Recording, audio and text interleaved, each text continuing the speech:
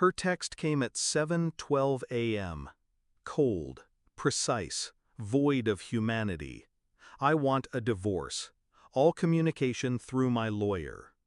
No preamble, no explanation, no hesitation. Just an execution notice delivered through a glowing screen.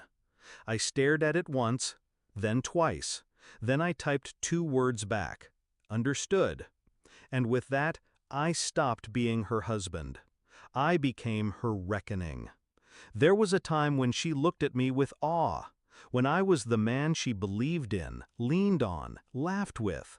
We built a life brick by brick, mortgage, vacations, dinners with friends.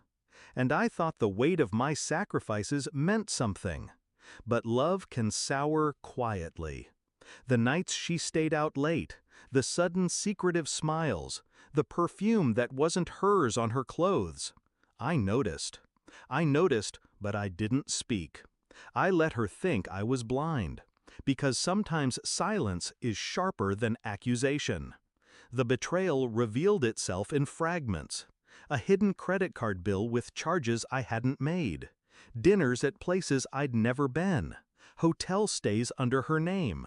And then, one night, her laughter carried down the hallway while she whispered into her phone. A softness in her voice she hadn't used with me in years. It wasn't heartbreak I felt. It was clarity. Shift in mindset. So when her text arrived, I didn't plead. I didn't call. I didn't ask why. I replied, understood. And in that single word, I began dismantling the empire she thought she owned. I called the bank, froze the accounts, canceled her credit cards. Every luxury, every convenience she had enjoyed on my back, gone in minutes. I contacted payroll, split direct deposits. I secured assets under my name, shifted property, rerouted investments. She wanted her lawyer to speak for her? Fine.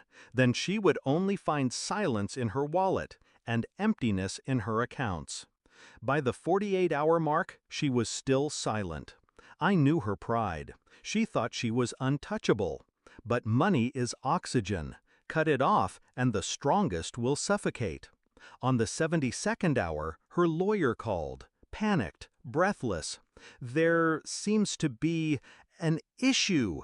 Your wife can't access any funds. Her credit lines are frozen. She's very distressed. I let the silence hang. Then I said, tell her she wanted communication through you. Consider this my reply.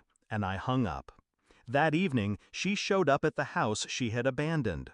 Her hair unkempt, her confidence cracked. For the first time in years, she looked small. You can't do this, she hissed, but her voice trembled.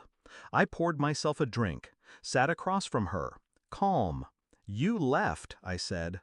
Your text was clear, communication through your lawyer. You made the rules. I'm only playing by them. Her eyes burned. I'll take everything in court. I smiled. Slow, patient. I've documented everything. The hotel bills, the secret accounts, the infidelity. You won't be taking anything. In fact, I slid a folder across the table. Bank statements, evidence, proof. You'll be lucky if you don't leave owing me. Her hands shook as she flipped through the pages. Every secret she thought she had hidden laid bare. Her face drained of color. For once, she was speechless.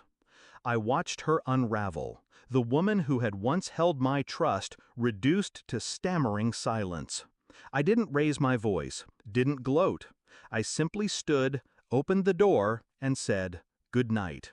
She left without another word. And in the quiet that followed, I felt no sorrow, no loss, only peace. Because she thought she could discard me like a broken toy. She thought betrayal came without consequence.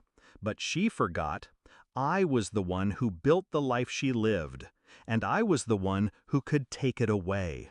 So when she texted me, "I want a divorce," what she really sent was an invitation to show her who I truly was.